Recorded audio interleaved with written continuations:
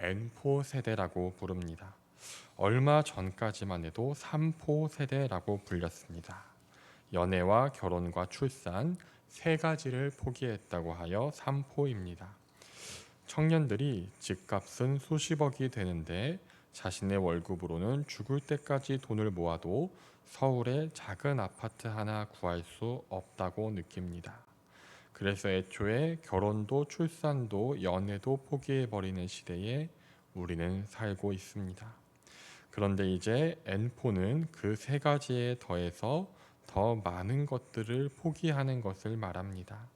N가지의 것들을 포기합니다.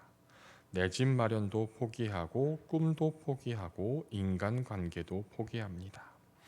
그렇게 하나 둘씩 더 포기하다가 결국 삶을 포기하는 단계에 이르게 됩니다. 그래서 20대 청년의 사망 원인 중 57%가 자살인 나라가 바로 대한민국입니다. 그들은 왜 죽을까요? 삶에 소망이 없기 때문입니다. 이렇듯 우리는 소망이 없어 보이는 세대에 살고 있습니다. 이스라엘 역사 가운데서도 정말로 모든 소망이 끊어진 것 같은 순간이 있었습니다. 바로 북이스라엘을 아합의 아들 요람 왕과 그의 어머니 이세벨이 다스리던 시대입니다. 솔로몬이 하나님께 범죄했을 때 하나님께서는 그의 아들 르호보암 때에 나라를 북이스라엘과 남유다로 나누셨습니다. 그렇게 북이스라엘 10지파와 남유다 2지파로 세력이 나누어졌습니다. 그런데 누가 항상 더 힘이 강했을까요? 다윗의 직계 후손인 남유다가 더 강했을까요? 아닙니다. 10지파가 힘을 합친 북이스라엘이 거의 항상 더 강했습니다. 그래서 남유다는 북이스라엘 왕가와 혼인관계를 맺어서 좋은 관계를 유지하려고 했습니다. 그래서 남유다 왕 여호람은 아합과 이세벨의 딸 아달랴와 혼인하였습니다. 북이스라엘이 자신보다 강함으로 그의 힘에 의지하여 자신의 왕권과 나라를 보호하겠다는 심산이었습니다. 그러나 이는 큰 비극으로 돌아옵니다. 남유다 여호람 왕의 아들 아하시야가 북이스라엘의 왕 요람을 병문안 갔습니다. 남유다 왕이 북이스라엘 왕의 병문안을 갔습니다. 북이스라엘의 요람 왕은 아합의 아들이며 자신의 어머니 아달랴와 남매 관계이기 때문에 남유다 여호람 왕 입장에서는 외삼촌의 병문안을 간 것입니다. 그런데 하필 그날이 바로 하나님께서 북이스라엘 아합 왕가를 심판하시는 날이었습니다. 하나님의 선지자 엘리사는 자신의 제자를 불러 예후 장군에게 기름을 부어 북이스라엘의 왕을 삼았습니다. 그리고 요람을 죽이고 아합 왕가를 심판하라고 하였습니다. 그래서 그날 북이스라엘 왕 요람과 이세벨 그리고 병문안을 갔던 남유다 왕 아하시야 모두 예후에 의해 죽게 되었습니다. 그뿐 아니라 아합의 다른 아들 70명도 예후의 손에 죽음으로써 아합 왕조는 그의 죄에 대해 하나님의 완전한 심판을 받게 되었습니다. 그런데 이 시점에 남유다 왕궁에 누가 있었습니까? 바로 아합의 딸 아달랴가 있었습니다. 조선시대로 따지면 왕대비라고 할 수 있는 자리에 이 아달랴가 앉아 있었습니다. 아달랴는 하나님께서 예후를 들어서 아합의 집을 심판하시고 진멸하셨다는 소식을 들었습니다. 그러자 이 아달랴는 끔찍한 행동을 합니다. 열왕기하 11장 1절입니다.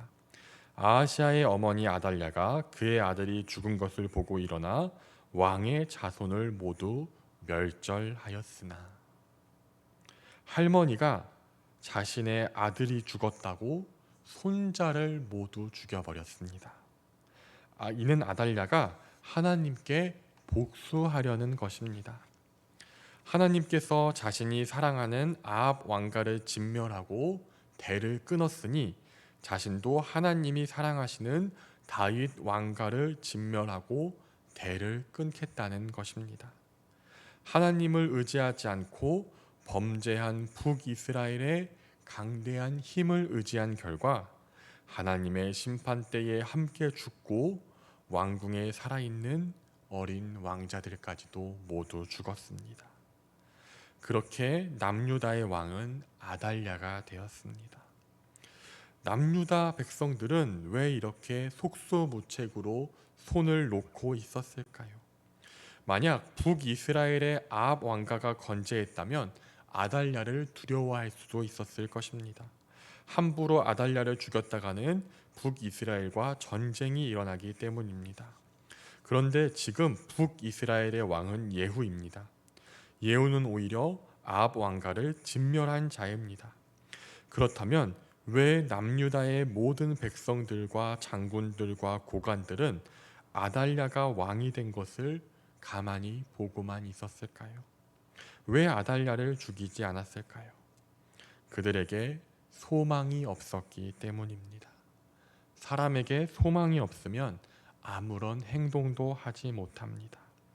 남유다의 소망이 무엇입니까? 바로 다윗을 향한 하나님의 언약입니다. 사무엘하 7장 14절에서 16절입니다. 하나님께서는 다윗에게 이렇게 언약을 주십니다. 나는 그에게 아버지가 되고 그는 내게 아들이 되리니 그가 만일 죄를 범하면 내가 사람의 매와 인생의 채찍으로 징계하려니와 내가 내 앞에서 물러나게 한 사울에게서 내 은총을 빼앗은 것처럼 그에게서 빼앗지는 아니하리라. 내 집과 내 나라가 내 앞에서 영원히 보존되고 내 왕위가 견고히 서리라 하셨다 하라. 하나님은 다윗을 사랑하셨고 다윗도 하나님을 사랑했습니다. 그래서 하나님께서는 다윗에게 언약을 주셨습니다. 다윗이 만약 범죄하더라도 그로 인해 매를 때리더라도 완전히 심판하고 진멸해 버리는 일은 없겠다고 약속하셨습니다. 그의 나라가 영원하고 그의 왕자가 대대로 이어지리라 약속하셨습니다. 이 언약은 나라가 북이스라엘과 남유다로 갈라지고 이방의 침략과 약탈을 당할지라도 남유다 백성 가운데 그의 마음 가운데 소망이 되었습니다. 우리가 지금 비록 고난을 겪고 매를 맞지만 이 벌을 다 받고 회개하고 돌이킬 때 하나님께서는 우리를 맞아 주실 것이다. 하나님께서는 다윗에게 그렇게 언약하셨고 다윗 왕가는 망하지 않을 것이라고 믿었습니다. 그런데 아합의 집의 멸망과 함께 다윗의 집도 멸망해 버렸습니다. 아하시야 왕도 죽고 그의 자녀들도 아달랴에 의해 모두 죽은 것으로 보였습니다. 이제 남유다에는 다윗 왕의 후손이 없고 영원하리라던 하나님의 언약도 없어 보입니다. 남유다 백성들은 이제 하나님께서 자신들을 버리셨다고 생각했습니다. 그러나 소망은 숨겨져 있었습니다. 열왕기하 11장 2절입니다. 요람 왕의 딸 아하시아의 누이 여호세바가 아하시아의 아들 요아스를 왕자들이 죽임을 당하는 중에 빼내어 그와 그의 유모를 침실에 숨겨 아달랴를 피하여 죽임을 당하지 아니하게 한지라.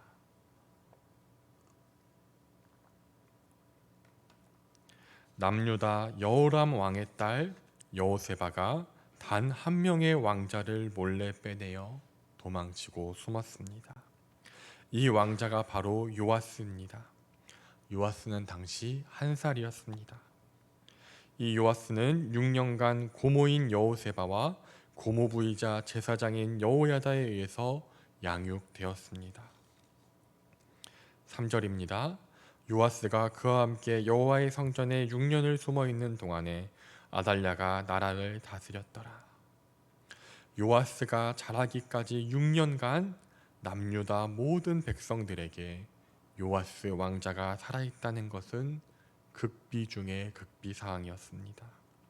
만약 알려졌다가는 여왕 아달랴에 의해서 죽임을 당할 것이 분명했기 때문입니다.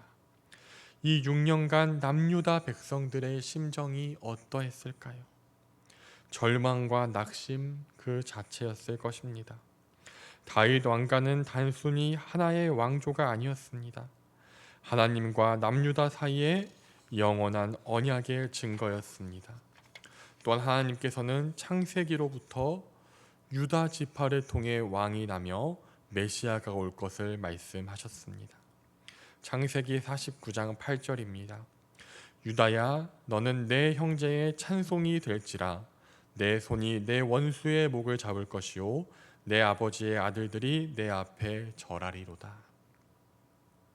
하나님께서는 유다 지파 중에 한 사람을 왕으로 세우시고 그 형제들을 다스리게 하시며 원수 마귀를 멸하는 메시아 그리스도를 보내주실 것을 약속하셨습니다.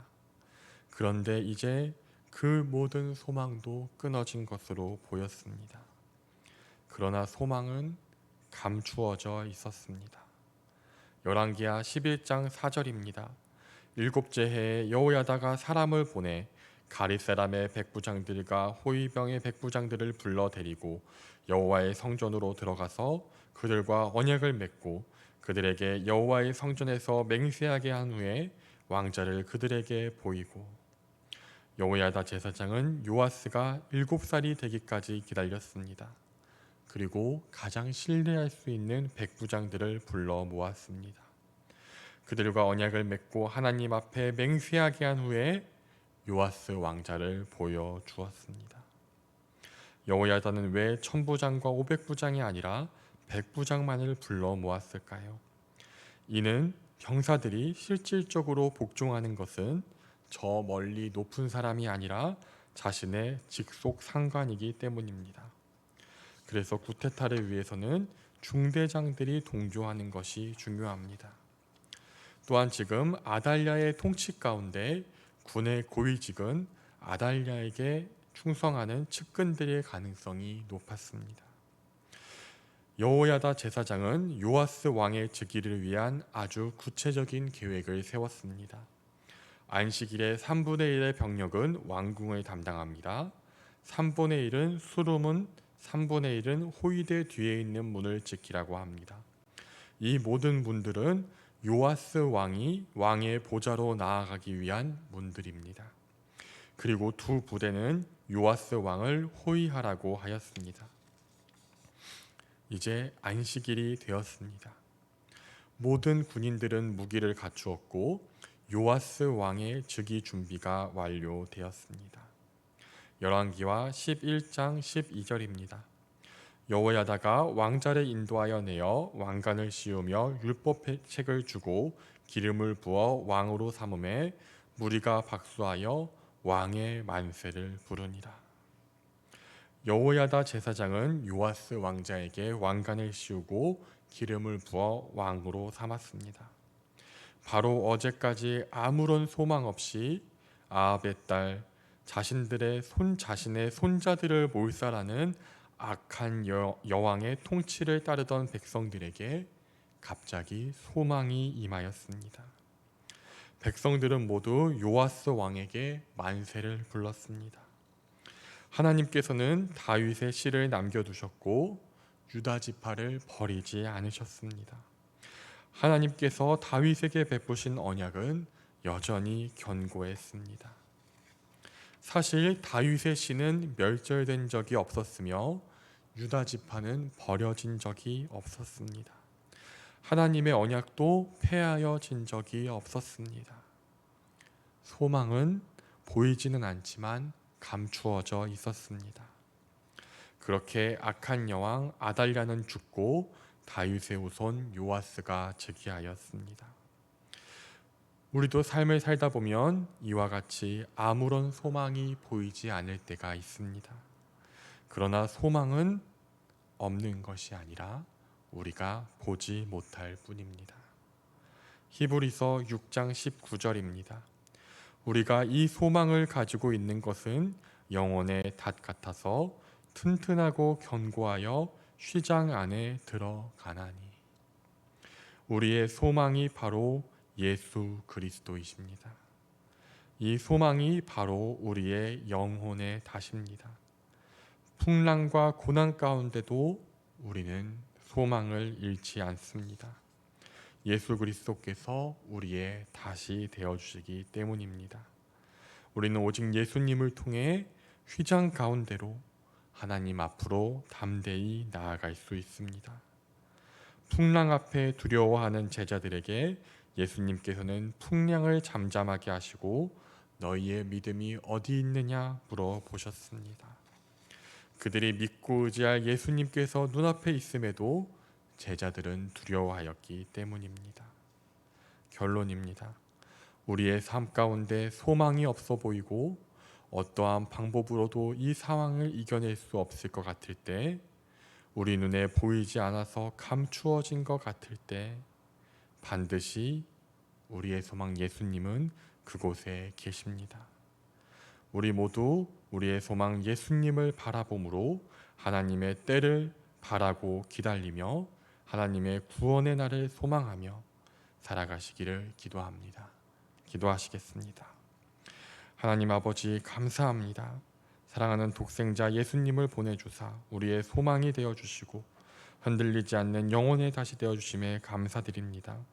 주님, 그럼에도 불구하고 우리가 때로 고난 가운데 낙심하며 우리의 소망 되시는 예수님을 바라보지 못하고 오직 낭망하며 원망한 것이 있다면 용서하여 주시고 이제는 돌이켜 우리의 영원한 소망 예수 그리스도만을 바라보게 하여 주시옵소서.